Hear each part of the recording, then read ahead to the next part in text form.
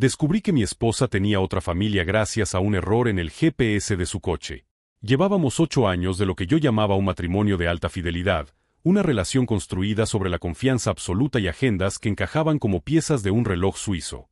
Elena era consultora de estrategia para una multinacional de turismo, lo que justificaba que pasara 3 o 4 días a la semana fuera de casa, saltando entre hoteles de lujo y reuniones en ciudades costeras.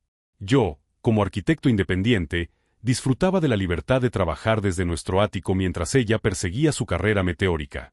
Nuestra vida era una sucesión de reencuentros apasionados y videollamadas a deshora. Ella siempre decía que la distancia era el secreto de nuestra llama eterna.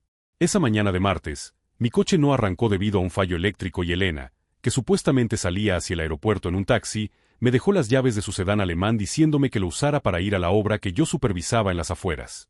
El coche de Elena siempre estaba impecable, oliendo a ese perfume de jazmín que ella usaba y con la tapicería sin una sola mota de polvo. Era el reflejo de su vida, ordenada, cara y perfecta. Al sentarme frente al volante, me sentí un intruso en su santuario privado, pero la urgencia de mi reunión me obligó a poner el motor en marcha. El sistema de infoentretenimiento se activó automáticamente, y debido a un error de sincronización con su teléfono que ella no tuvo tiempo de desconectar, el GPS mostró una ruta activa que se había quedado en pausa. No era la ruta al aeropuerto, ni a ninguna de las oficinas corporativas que solía visitar. El destino marcado, bajo la etiqueta de favoritos con un icono de una casa, era una dirección en un sector residencial tranquilo a casi 2 horas de nuestra ciudad, un lugar donde no teníamos amigos, ni familiares, ni intereses comerciales conocidos. Lo que en un principio me pareció una simple dirección de un cliente nuevo o una recomendación de algún compañero, empezó a transformarse en una punzada de inquietud cuando intenté borrarla para poner mi propio destino. El historial de ubicaciones estaba bloqueado con un código, pero el error del sistema había dejado abierta la última sesión de navegación, revelando que ese trayecto se realizaba con una frecuencia matemática, cada lunes por la mañana y cada jueves por la tarde. Eran exactamente los días en los que ella supuestamente volaba hacia sus convenciones. Me quedé mirando la pantalla mientras el motor roncaba suavemente, sintiendo como el mapa digital trazaba una línea recta hacia un vacío en mi conocimiento sobre la mujer con la que compartía mi cama. Sin pensarlo 2 veces, cancelé mi cita con los constructores, puse la palanca en drive y dejé que la voz metálica del GPS me guiara hacia el lugar que mi esposa consideraba, según el icono de la pantalla, su verdadero hogar. El trayecto de 2 horas hacia aquel punto desconocido en el mapa se sintió como un descenso lento hacia una pesadilla que yo mismo estaba financiando. Mientras los kilómetros pasaban, empecé a repasar mentalmente los últimos 3 años de nuestra relación, buscando grietas en el relato de Elena. Ella siempre tenía una excusa perfecta para sus ausencias: una feria de turismo en la costa, una auditoría interna en una cadena hotelera o un retiro de liderazgo. Siempre enviaba fotos de las vistas desde su habitación o de cenas con supuestos colegas. Pero ahora, bajo la luz fría de la sospecha, me di cuenta de que esas fotos nunca la incluían a ella. Siempre eran planos generales de paisajes o platos de comida que bien podrían haber sido sacados de una cuenta de Instagram ajena. La voz del GPS, esa guía digital imperturbable, me sacaba de la autopista principal para internarme en carreteras secundarias flanqueadas por pinos y urbanizaciones de clase media alta que yo no había pisado en mi vida. La angustia se transformaba en una náusea física a medida que el cronómetro de llegada descontaba los minutos. Intenté llamarla a su teléfono personal, solo para comprobar si mantenía su mentira, y me respondió con su tono profesional habitual, diciendo que acababa de aterrizar y que había mucho ruido en la pista para hablar. Mintió con una naturalidad que me erizó la piel, porque mientras ella me describía el clima soleado de una ciudad a 500 kilómetros de distancia, yo estaba viendo nubes grises sobre el mismo asfalto que ella recorría cada semana. Colgué sin decir nada, sintiendo el peso de la traición en cada respiración. Ya no era solo una sospecha.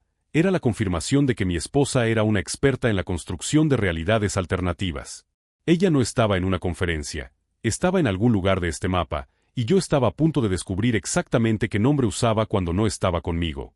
Finalmente, el GPS anunció la llegada a nuestro destino, una calle sin salida en una zona residencial extremadamente tranquila, donde las casas tenían jardines cuidados y columpios en los patios traseros. Me estacioné a unos 50 metros de la dirección exacta, una vivienda de 2 plantas con fachada de ladrillo y un buzón de madera pintado de azul. Mi corazón golpeaba contra mis costillas con una fuerza que me dificultaba la visión. Me quedé allí, oculto tras el cristal tintado de su propio coche, sintiéndome como un criminal en mi propia vida. Pasaron 10 minutos que parecieron siglos hasta que la puerta principal de la casa se abrió. Una mujer salió con un delantal puesto, cargando una bolsa de reciclaje hacia el contenedor exterior. No llevaba el traje sastre de consultora ni el pelo perfectamente peinado para las reuniones. Vestía ropa de casa y zapatillas. Era Elena. Mi Elena, a 2 horas de nuestra casa, actuando con la cotidianeidad de quien no está de paso, sino de quien pertenece a ese lugar desde hace mucho tiempo. Me quedé paralizado, con los dedos aferrados al volante hasta que los nudillos se me pusieron blancos. Ver a Elena con ese delantal, moviéndose con una soltura doméstica que rara vez mostraba en nuestro ático, fue como recibir un golpe seco en el estómago que me dejó sin aire. Pero el verdadero impacto llegó segundos después.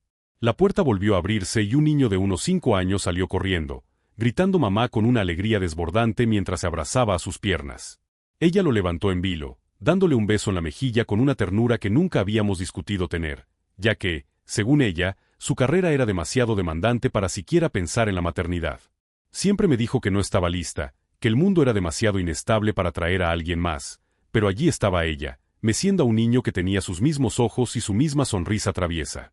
El aire dentro del coche se volvió denso, casi irrespirable. Observé como un hombre de aspecto robusto y ademanes tranquilos salía tras ellos, rodeando la cintura de mi esposa con un brazo protector mientras le entregaba una taza de café.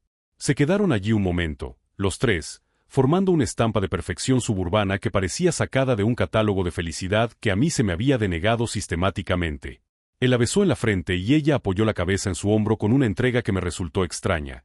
Era una Elena que yo no conocía, una versión de mi esposa que no necesitaba tacones ni informes de resultados para sentirse completa.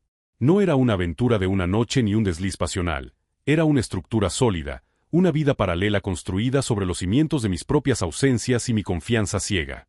Sentí una rabia fría empezar a sustituir al dolor inicial. Saqué mi teléfono y empecé a grabar la escena, con las manos temblando tanto que tuve que apoyar el brazo en el salpicadero. Registré cada gesto, cada risa del niño, cada mirada de complicidad entre ella y ese desconocido que ocupaba mi lugar en los días laborables. El error del GPS no solo me había traído a una dirección, me había traído a la zona cero de la mayor estafa emocional de mi vida. Mientras los veía entrar de nuevo en la casa y cerrar la puerta, comprendí que cada vez que ella se despedía de mí en el aeropuerto, no iba hacia un avión, sino hacia esta fachada de ladrillo rojo. Me quedé en el silencio del habitáculo, rodeado por el aroma a jazmín de su coche, dándome cuenta de que la mujer con la que me casé era solo un personaje interpretado a tiempo parcial, y que el hombre que yo creía ser ya no existía más que en su guión de mentiras. Cuando la puerta se cerró y el jardín quedó desierto, el silencio dentro del coche se volvió ensordecedor. Necesitaba nombres, fechas, una explicación lógica que mi mente de arquitecto pudiera procesar, así que no arranqué el motor. Saqué mi ordenador portátil, y aprovechando la conexión Wi-Fi del propio vehículo que todavía estaba vinculada a la cuenta de Elena, empecé a rastrear la dirección de la casa en los registros públicos de la propiedad. Mis dedos volaban sobre el teclado, impulsados por una mezcla de pavor y adrenalina. En menos de 10 minutos, la pantalla me escupió una verdad que me hizo sentir que el suelo desaparecía bajo mi asiento. La casa no estaba a nombre de Elena, sino de una tal Marina Castro y un hombre llamado Marcos Varela. Al buscar el nombre de Marina Castro en las redes sociales, el perfil que apareció no tenía mi cara por ningún lado, pero las fotos eran inconfundibles. Era ella. Era Elena, pero bajo otro nombre, con otro pasado y una red de amigos completamente distinta. En su perfil de Marina, ella era una profesora de música de secundaria que disfrutaba de las vacaciones escolares y de la vida tranquila en el campo.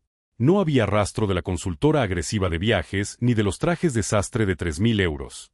Lo más retorcido fue descubrir las fechas de sus publicaciones, mientras ella me enviaba mensajes de texto diciendo que estaba atrapada en una escala eterna en Frankfurt. En el perfil de Marina publicaba fotos de un pastel de cumpleaños para el pequeño Lucas, el niño que acababa de ver, celebrando en ese mismo jardín. Estaba usando 2 identidades legales, 2 números de seguridad social y, probablemente, 2 pasaportes.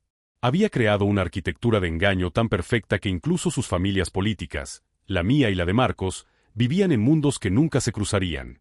La investigación me llevó a un detalle aún más siniestro. Marcos Varela, el hombre del jardín, era un arquitecto técnico que trabajaba en una constructora local. Al revisar sus perfiles públicos, descubrí que él creía fervientemente que Marina era una huérfana que había crecido en el extranjero, lo que explicaba por qué nunca aparecían familiares de ella en sus fotos. Ella le había vendido a él una historia de soledad que la había llenado con su amor y su familia, mientras que a mí me había vendido la historia de una mujer independiente y ambiciosa. Me di cuenta de que yo era el que financiaba los lujos de la consultora mientras ella usaba ese estatus para justificar sus desapariciones, y posiblemente, para desviar fondos de nuestra cuenta de ahorros para pagar la hipoteca de esa casa de ladrillo azul. Estaba atrapado en una red de bigamia y fraude financiero que hacía que mi matrimonio de 8 años pareciera una obra de teatro de bajo presupuesto. La rabia que sentía no era un estallido, sino un proceso de congelación lenta. Observé la casa desde la distancia, viendo cómo Marcos salía al garaje para sacar una bicicleta infantil, moviéndose con la calma de quien no tiene una sola duda sobre su realidad. Me pregunté si él también sería una víctima o si, de alguna manera, era cómplice de este teatro macabro.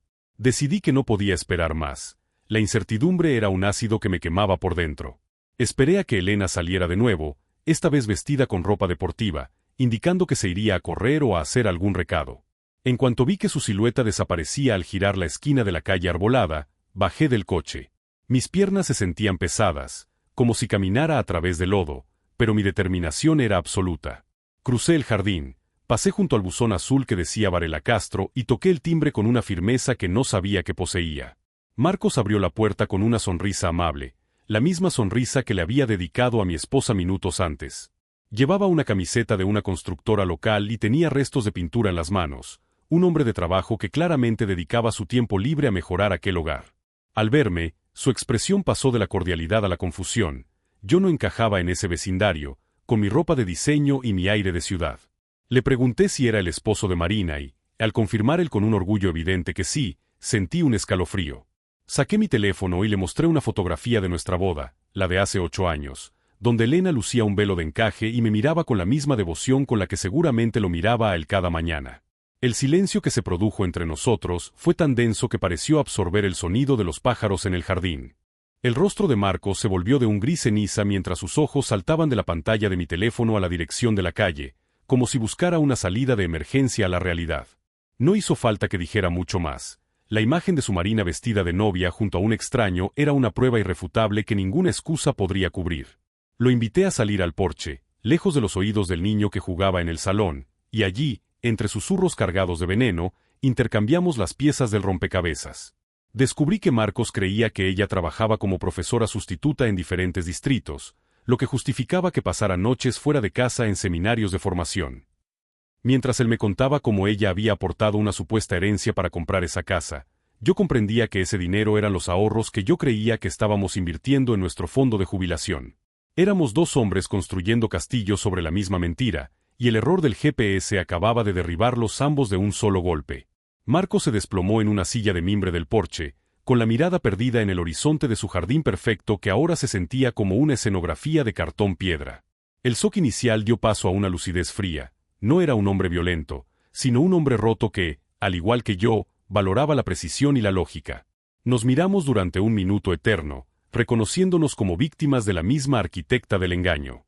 Le propuse un plan. No íbamos a dejar que ella simplemente se explicara con más mentiras.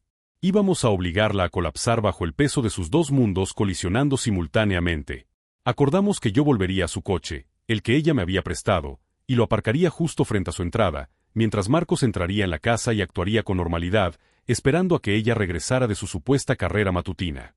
La tensión en el ambiente era eléctrica.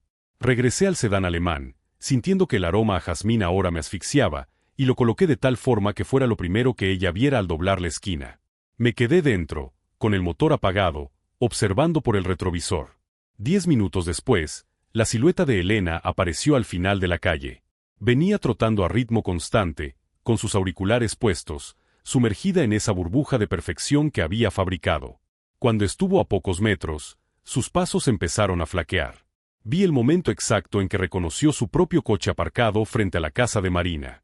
Su cuerpo se tensó, su ritmo se rompió y se quitó los auriculares con un gesto brusco, mirando a su alrededor con el pánico de un animal atrapado. No podía entender qué hacía su coche de la ciudad allí, ni quién lo había conducido hasta la puerta de su vida secreta. Se acercó al vehículo con cautela, intentando mirar a través de los cristales tintados. Fue entonces cuando bajé la ventanilla. El rostro de Elena se transformó en una máscara de terror absoluto que nunca olvidaré. El color desapareció de sus mejillas y sus labios temblaron sin emitir sonido. Antes de que pudiera articular la primera mentira, la puerta de la casa se abrió y Marcos salió al porche con el pequeño Lucas de la mano. Él no dijo nada, simplemente se quedó allí, sosteniendo la foto de nuestra boda que yo le había dejado.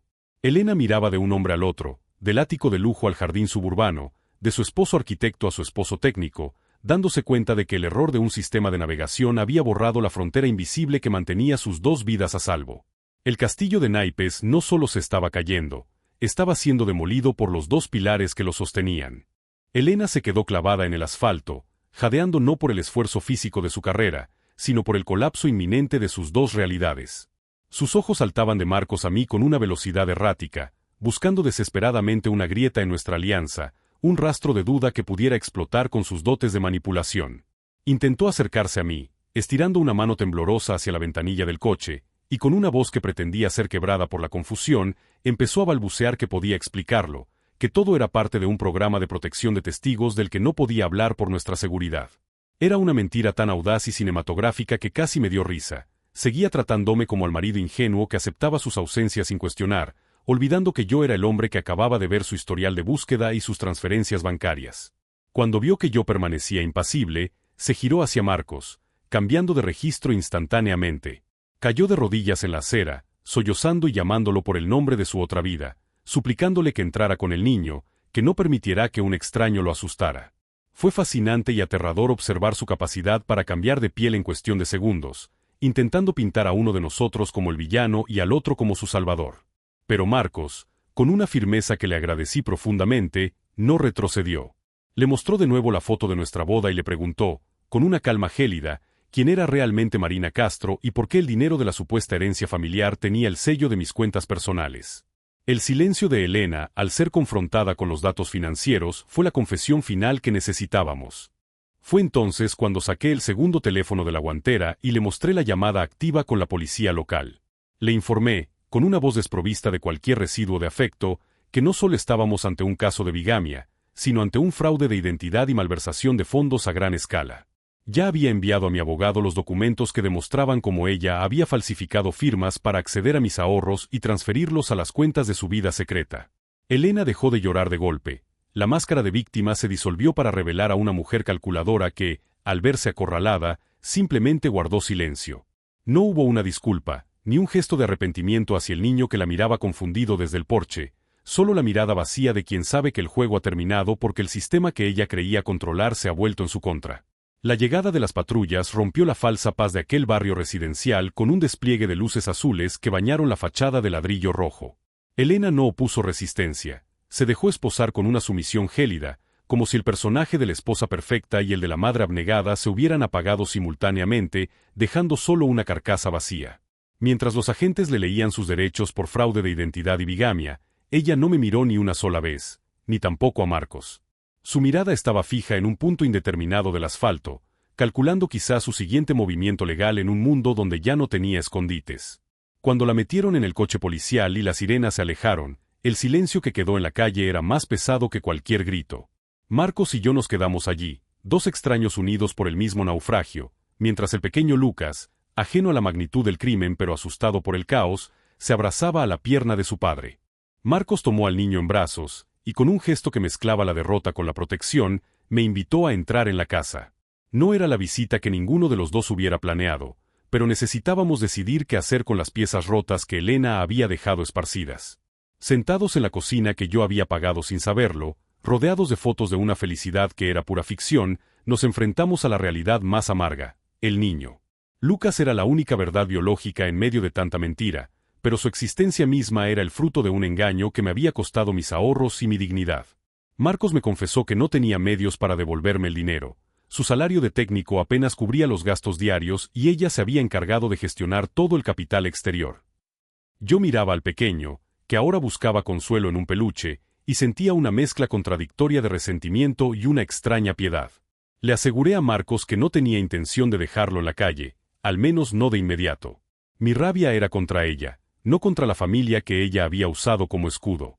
Acordamos que yo mantendría el control legal sobre la propiedad para evitar que fuera embargada durante el proceso judicial, dándole el tiempo para reorganizar su vida y encontrar un abogado que lo protegiera de ser considerado cómplice.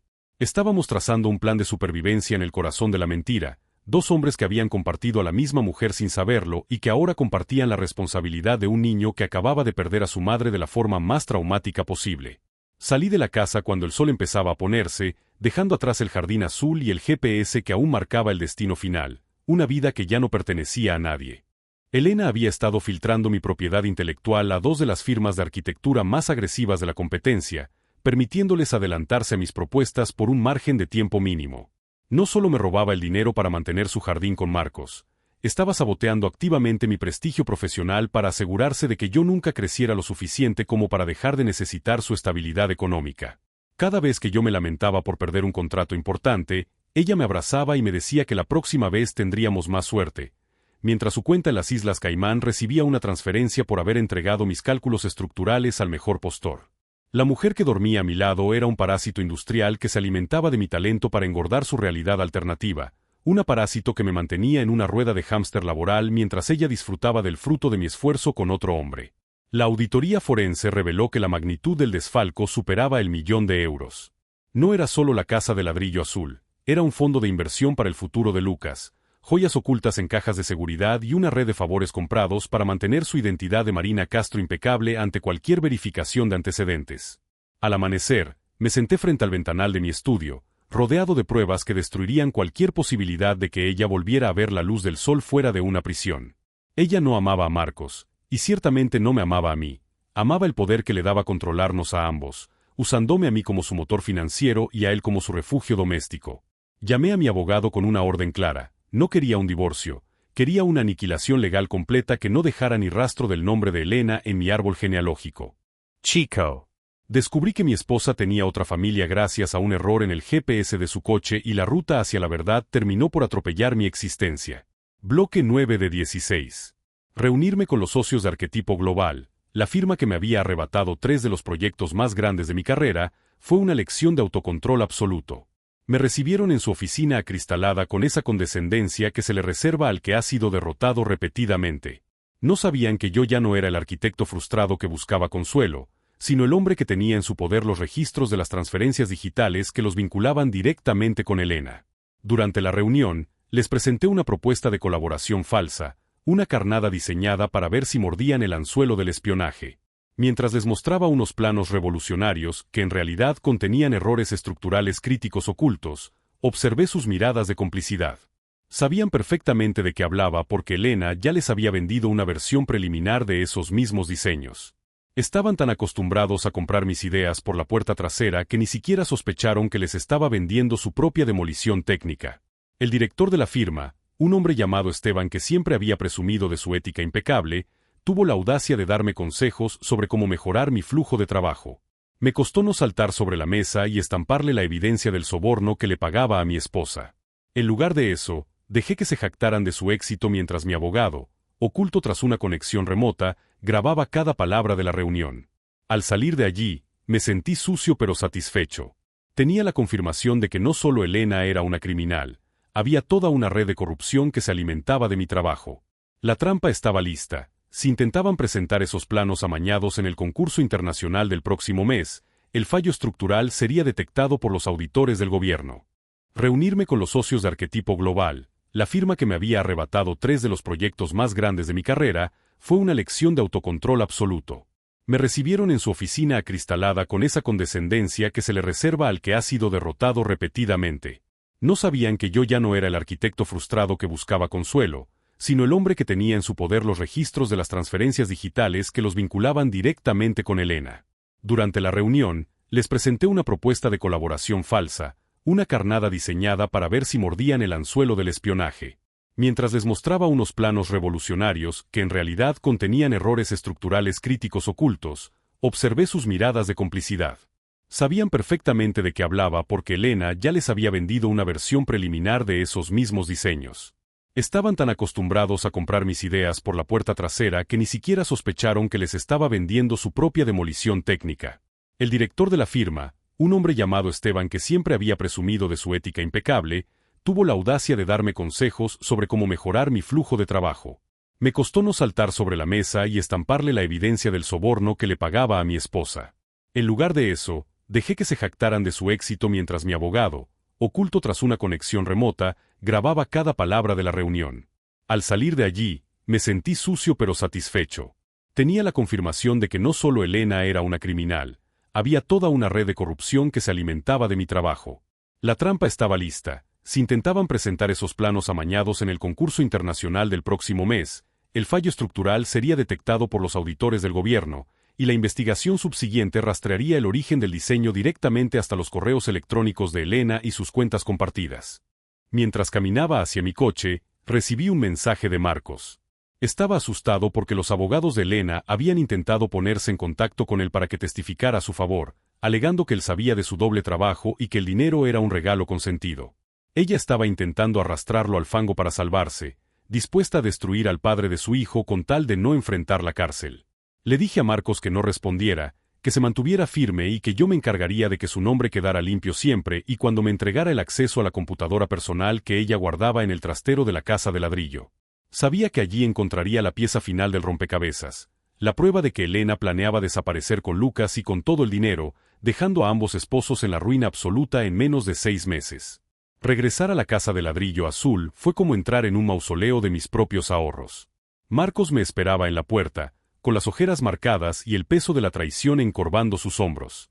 Me condujo al trastero, un espacio pequeño y aséptico bajo la escalera donde ella guardaba una caja fuerte camuflada tras una estantería de libros infantiles. Tras introducir la clave que mi experto en ciberseguridad había deducido de sus patrones habituales, encontramos el portátil. Pero lo que hallé dentro no fueron solo archivos de CAD o estados de cuenta. Fue una carpeta titulada con una fecha de hace 6 años que contenía un escaneo de un test de ADN y un documento de una clínica de fertilidad.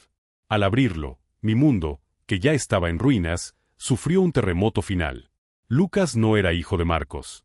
Pero tampoco era mío. Elena había concebido al niño mediante un donante anónimo en una clínica de la que yo nunca había oído hablar, justo en la época en que ambos maridos creíamos estar en la cima de nuestra relación con ella. El documento revelaba una planificación quirúrgica. Ella quería un hijo que fuera exclusivamente suyo, una propiedad que no tuviera vínculos biológicos con ninguno de los 2 hombres que financiábamos su vida. A Marcos le hizo creer que era el padre para atarlo emocionalmente a la casa y al rol de cuidador doméstico, mientras que a mí me convenció de que la maternidad no entraba en sus planes profesionales para evitar que yo reclamara derechos o sospechara de sus cambios físicos. Había usado su supuesto exceso de trabajo y viajes al extranjero para realizarse los tratamientos y dar a luz en una provincia remota, manteniendo a Lucas como un activo secreto hasta que tuviera la edad suficiente para ser parte de su fachada suburbana. Cerré el ordenador con una violencia que hizo crujir la carcasa. Miré a Marcos, que esperaba fuera del trastero sin saber que la sangre de su hijo era tan ficticia como el nombre de su esposa. No tuve el valor de decírselo en ese momento. Verlo jugar con el niño en el salón, dándole un trozo de manzana y riendo ante una ocurrencia infantil, me hizo entender que Elena era un monstruo de un nivel superior. No solo nos había robado el dinero y el trabajo, le había robado a ese hombre su identidad como padre y a mí mi derecho a decidir sobre mi familia. Estaba ante una mujer que había manufacturado un ser humano para que sirviera como el accesorio definitivo en su juego de roles. Me guardé el portátil bajo el brazo, sintiendo que la frialdad del metal quemaba, y salí de la casa con una única certeza. La aniquilación legal que le tenía preparada a Elena ahora me parecía poca cosa. Solicité una visita especial en el centro de detención, un espacio aséptico donde el olor a desinfectante industrial se mezclaba con la desesperación de los que esperan sentencia. Elena apareció tras el cristal con el uniforme naranja, pero mantenía esa barbilla levantada y esa mirada de superioridad que siempre usaba para doblegar mi voluntad. Antes de que pudiera abrir la boca para soltar su discurso ensayado sobre el perdón y las circunstancias difíciles, pegué a la superficie del cristal el informe de la clínica de fertilidad. Vi cómo sus pupilas se dilataban y cómo el rictus de suficiencia se desmoronaba en un segundo. La verdad sobre Lucas era su último búnker, la única carta que pensaba usar para apelar a la piedad de Marcos y asegurar que él no declarara en su contra. Al ver que yo tenía los documentos de la donación anónima, su fachada de madre coraje se hizo añicos. Le hablé a través del interfono con una voz susurrante, casi íntima, cargada de un veneno que me sorprendió a mí mismo. Le dije que Marcos no sabía nada todavía, que seguía creyendo que Lucas era su sangre, y que de ella dependía que el niño siguiera teniendo un padre que lo amara o que terminara en un centro de acogida mientras ella se pudría en una celda. No era una negociación, era una extorsión moral. Le exigí los códigos de acceso a la cuenta fiduciaria en el extranjero donde había escondido el $1.000.000 que faltaba en mi auditoría. Elena intentó un último amago de resistencia, alegando que ese dinero era para el futuro del niño, pero le recordé que un niño nacido de una estafa no se mantenía con dinero robado a un hombre que ella había intentado destruir profesionalmente. Al final, La codicia y el instinto de preservación ganaron a su supuesto instinto maternal. Con las manos temblorosas, escribió en un trozo de papel la secuencia de números y la frase de seguridad que desbloqueaba su botín en un banco de Belice. Me confesó que lo hizo porque siempre sintió que yo era demasiado predecible y Marcos demasiado pequeño, y que necesitaba una vida que fuera solo suya, donde ella fuera la única arquitecta de su destino. Salí de la prisión con el papel en el bolsillo, sintiendo una náusea profunda. Había recuperado el dinero, pero a cambio había tenido que mirar al abismo de su alma y darme cuenta de que el error del GPS no fue una casualidad del destino, sino un grito de auxilio del universo para sacarme de una mentira que me habría consumido hasta los huesos. La recuperación de los fondos fue una operación fría y quirúrgica. Ver los dígitos regresar a mi cuenta principal no me dio la paz que esperaba, sino una extraña sensación de vacío. Cada euro devuelto era un recordatorio del tiempo que ella me había robado mientras yo creía estar construyendo un futuro compartido. Me senté en mi despacho frente a la pantalla, viendo cómo el €1.000.000 se reintegraba en mi patrimonio, y luego miré el expediente de Lucas. Técnicamente, yo no le debía nada a ese niño ni a Marcos, pero la imagen de aquel hombre cuidando a un hijo que no era suyo con una devoción auténtica me perseguía. Decidí crear un fideicomiso ciego, una estructura legal donde una parte considerable de ese dinero recuperado se destinaría a la educación y salud de Lucas, pero bajo una condición estricta. Marcos recibiría el apoyo como una supuesta indemnización de seguro o una beca anónima por los años de servicio de Elena en la empresa fantasma. No podía permitir que se quedaran en la calle, pero tampoco quería que supieran que el dinero venía de mi mano. El dilema de la verdad sobre la paternidad era una bomba de relojería en mis manos. Si le decía a Marcos que Lucas no era suyo, destruiría el único vínculo real y puro que quedaba en toda esta red de mentiras. Si guardaba silencio, estaría permitiendo que él viviera en una ilusión, igual que yo lo había hecho durante 8 años. Sin embargo, al observar a Marcos desde lejos unos días después, viéndolo llevar al niño al parque con esa paciencia infinita, comprendí que la paternidad no era una cuestión de ADN para él, sino de presencia y sacrificio. Elena había fabricado al niño como un accesorio, pero Marcos lo había convertido en su vida. Decidí que, por ahora, el secreto moriría conmigo y con los archivos encriptados de mi caja fuerte. Usaría mi poder y mis recursos para ser el guardián invisible de su estabilidad, asegurándome de que el error del GPS solo destruyera a la culpable y no a los inocentes que quedaron en el camino. Mientras tanto, mi equipo legal empezó a mover los hilos para que la anulación del matrimonio fuera por causa de dolo y fraude, eliminando cualquier derecho que ella pudiera reclamar sobre mis bienes futuros. Estaba limpiando mi vida de su rastro, borrando su apellido de mis documentos y cambiando las cerraduras de mi existencia. Pero cada vez que subía a mi coche y veía la pantalla del navegador, no podía evitar pensar en cuántas otras personas estarían siguiendo una ruta programada por alguien que les miente al llegar a casa. Había recuperado mi fortuna, sí, pero había perdido la capacidad de mirar a alguien a los ojos sin buscar la doble intención. El dinero estaba de vuelta, pero el arquitecto que construía sobre la confianza había muerto para dar paso a uno que solo creía en los muros de carga y en las pruebas periciales. La maldad de Elena no conocía el concepto de la derrota, solo entendía de tierra quemada. Al verse privada de su botín en Belice y comprender que yo tenía el control absoluto de su narrativa legal, decidió lanzar su última granada de fragmentación desde su celda. Recibí una llamada de Marcos, cuya voz sonaba como si estuviera siendo asfixiado por un peso invisible. Elena le había enviado una carta a través de uno de sus contactos, una misiva cargada de veneno donde le revelaba, con lujo de detalles técnicos y fechas, que Lucas no era su hijo. No lo hizo por honestidad, sino para herirme a mí, sabiendo que yo estaba protegiendo ese secreto, y para castigar a Marcos por no haberla defendido. Quería que él mirara al niño y viera a un extraño. Quería que la estructura que yo intentaba salvar se colapsara por puro despecho. Fui a la casa de ladrillo azul de inmediato. Encontré a Marcos sentado en el suelo del salón, con la carta arrugada entre las manos y el niño durmiendo en la habitación de al lado. Sus ojos, antes llenos de una bondad sencilla, ahora destilaban una angustia existencial que me resultó insoportable ver. Me preguntó, con una calma aterradora, si yo lo sabía. No pude mentirle más. Le confesé la verdad sobre la clínica de fertilidad y mi decisión de callar para proteger el vínculo que él tenía con el pequeño. Marcos no gritó, simplemente dejó caer la cabeza entre sus rodillas y sollozó con un sonido seco, el de un hombre que descubre que incluso sus recuerdos más sagrados han sido fabricados en un laboratorio de mentiras. Elena había logrado su objetivo, sembrar la duda en el único lugar donde todavía quedaba algo de amor. Sin embargo, lo que Elena no calculó fue la diferencia entre un hombre que posee y un hombre que ama. Después de una hora de silencio sepulcral, Marcos se levantó, se lavó la cara y miró hacia la puerta de la habitación de Lucas. Me dijo que Elena creía que la sangre era lo único que importaba porque ella era incapaz de sentir nada más, pero que le había limpiado las rodillas de ese niño, le había leído 1000 cuentos y lo había consolado en cada pesadilla. La revelación de Elena, en lugar de alejarlo, le dio una nueva misión: proteger a Lucas de la sombra de una mujer que lo veía como una herramienta de manipulación.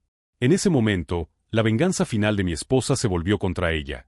Al intentar destruir a Marcos, lo liberó de la última pizca de lealtad que sentía hacia la imagen de Marina Castro.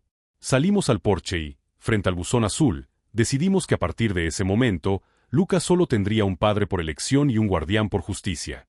El día del juicio, la sala del tribunal se sentía como un quirófano donde íbamos a extirpar definitivamente el tumor que Elena había sembrado en nuestras vidas. Ella entró escoltada, con el rostro endurecido y esa mirada desafiante que buscaba intimidarnos, pero se encontró con una barrera humana que no esperaba. Marcos y yo estábamos sentados en el mismo banco de los testigos, hombro con hombro, una imagen de unidad que la hizo tambalear por primera vez. El fiscal comenzó a desgranar los cargos: bigamia, falsedad documental, estafa agravada y espionaje industrial. Cada prueba que presentaba, desde mis estados de cuenta hasta los registros de la clínica de fertilidad, resonaba en el silencio de la sala como una sentencia de muerte social. Cuando llegó mi turno de testificar, no hablé del dolor de la traición, sino de la frialdad de su cálculo. Expuse cómo ella no solo había robado dinero, sino que había intentado mercantilizar la identidad de 2 hombres y la existencia de un niño para su propio beneficio. Marcos fue el siguiente. Su testimonio fue el más devastador porque no venía del rencor profesional, sino de la honestidad de un hombre sencillo al que le habían robado la verdad de su paternidad. Miró a Elena directamente a los ojos y le dijo que, aunque ella hubiera intentado borrar su vínculo con Lucas mediante una carta llena de odio, lo único que había logrado era confirmar que ella nunca supo lo que significaba ser una familia. Elena intentó interrumpirlo con un grito, llamándolo mediocre y asegurando que ella era la única razón por la que él tenía una casa, pero el juez la mandó callar con un golpe de mazo que pareció sellar su destino. La defensa de ella, basada en una supuesta inestabilidad mental provocada por el estrés laboral, se desmoronó ante la evidencia de su planificación meticulosa durante años. No era una mujer enferma, era una mujer que había decidido que las leyes y los sentimientos de los demás no eran más que obstáculos en su camino. El veredicto fue unánime: culpabilidad en todos los cargos con el agravante de parentesco y dolo financiero. Cuando el juez dictó la condena de 12 años de prisión, Elena perdió finalmente la compostura. Empezó a maldecirnos a ambos, gritando que nos quedaríamos solos y que Lucas acabaría odiándonos cuando supiera la verdad. Yo solo cerré mi maletín, sintiendo que por fin el aire volvía a mis pulmones sin el peso de su engaño. Al salir del juzgado, los periodistas nos rodearon buscando la historia del hombre de las 2 vidas, pero Marcos y yo seguimos caminando en silencio hasta el aparcamiento. Ya no éramos el arquitecto de éxito y el técnico de barrio, éramos 2 supervivientes que habían cerrado la puerta de la jaula. Elena se quedaba atrás, atrapada en los muros que ella misma había construido con mentiras, mientras nosotros salíamos a un mundo que, aunque herido, por fin era real. 6 meses después de que la puerta de la celda se cerrara definitivamente tras Elena, mi ático ya no se siente como un monumento a la soledad, sino como el centro de mando de una reconstrucción necesaria. He liquidado todos los activos que ella intentó ocultar y tras recuperar mi capital, decidí que la mejor forma de limpiar ese dinero era invirtiéndolo en la gente que ella despreció por considerarlos mediocres. He integrado a Marcos en mi red de proyectos. Su ojo clínico para la ejecución técnica es el complemento perfecto para mis diseños, y trabajar juntos nos ha permitido forjar una amistad nacida de las cenizas de un desastre común. Ya no nos une la mujer que compartimos, sino el respeto mutuo de 2 hombres que decidieron no dejar que la amargura dictara su futuro. Marcos ha mantenido la casa de ladrillo azul, pero ahora el jardín tiene un aire nuevo, libre de secretos, y las facturas se pagan con un trabajo honesto que nadie le puede echar en cara. Mi relación con Lucas ha tomado un camino que nunca imaginé. No soy su padre, y nunca pretenderé serlo, pero me he convertido en ese guardián invisible que le asegura un futuro brillante sin que él tenga que cargar con el estigma de la mujer que lo trajo al mundo. Para él, soy el tío que aparece los fines de semana con juegos de construcción y que habla con su padre sobre estructuras y cimientos. Observarlo crecer me ha enseñado más sobre la arquitectura humana que cualquier máster internacional. Elena creía que al revelarnos la verdad sobre su origen nos separaría, pero solo logró crear un vínculo más fuerte, el de una familia que no se define por la sangre, sino por la decisión consciente de protegerse. Hemos decidido que le contaremos la verdad cuando tenga la madurez suficiente para entenderla, pero mientras tanto, su mundo está cimentado sobre la estabilidad que dos hombres heridos decidieron construir para él. A veces, cuando el sol se pone y el estudio queda en silencio, me sorprendo mirando el GPS de mi nuevo coche. Ya no hay rutas ocultas ni destinos con nombres falsos, solo el camino a casa y la dirección de la oficina. He aprendido que la confianza es un material de construcción delicado, difícil de reparar una vez que se quiebra, pero no imposible de sustituir por algo más resistente, la transparencia. Elena sigue intentando enviar cartas desde prisión, promesas de arrepentimiento mezcladas con peticiones de dinero, pero todas terminan en la trituradora de papel sin ser leídas. Ella es el pasado, un error de navegación en una vida que ahora tiene un rumbo claro. He dejado de ser el arquitecto que vivía en una maqueta perfecta para convertirme en el hombre que sabe que, a veces, un error en el sistema es la única forma de encontrar el camino correcto hacia la libertad. Hoy, cuando miro hacia atrás, entiendo que la arquitectura más compleja que he conocido no fue un rascacielos ni un museo de vanguardia, sino la red de mentiras que Elena tejió a nuestro alrededor. Durante 8 años, viví en un edificio sin cimientos, convencido de que la solidez de mi matrimonio era proporcional a la libertad que nos dábamos. El error del GPS no fue un fallo técnico, sino un acto de justicia poética del universo, un pequeño glitch en un satélite que decidió que ya era hora de que la luz entrara por las grietas de una fachada perfecta. A menudo pensamos que la tecnología nos deshumaniza, pero en mi caso, un algoritmo de navegación me devolvió la humanidad al obligarme a enfrentar una verdad que mis propios ojos se negaban a ver. La traición fue el terremoto que derribó mi casa de naipes, pero también fue el que me permitió examinar el terreno y decidir con quién quería construir de nuevo. La vida en la ciudad sigue su curso, pero mi percepción del mundo ha cambiado radicalmente. Ya no busco la perfección estética en las personas, sino la integridad estructural. Elena permanece como una advertencia en el fondo de mi memoria, un recordatorio de que hay seres que prefieren vivir en la dualidad de la sombra antes que enfrentar la sencillez de la luz. Su ausencia ha dejado un espacio que he llenado con algo mucho más valioso que el dinero o el prestigio profesional, una lealtad forjada en el fuego de la adversidad. Marcos, Lucas y yo somos una estructura atípica, un diseño que no sigue los cánones tradicionales, pero que resiste cualquier tormenta porque no hay una sola mentira que nos sostenga. Hemos aprendido que la verdad, por afilada y dolorosa que sea, es el único material de construcción que no se pudre con el tiempo. Cierro este capítulo no con rencor, sino con una gratitud extraña. Si aquel GPS no hubiera fallado, yo seguiría siendo un arquitecto de sombras, financiando la felicidad de un extraño y alimentando a un monstruo que vendía mi talento por piezas. Ahora, cuando diseño un nuevo edificio, siempre incluyo un espacio abierto, un lugar donde la luz entre sin obstáculos, recordándome que la transparencia es el mayor lujo al que un hombre puede aspirar. Elena perdió su libertad y sus dos mundos. Yo perdí una ilusión y gané una realidad. Y al final del día, mientras comparto una cena tranquila con Marcos y Lucas, entiendo que no hay mejor destino en el mapa que aquel donde puedes ser tú mismo sin miedo a que el historial de ubicaciones te delate. La ruta ha sido larga y destructiva, pero por fin he llegado a casa. Gracias por ver. Suscríbete para más videos.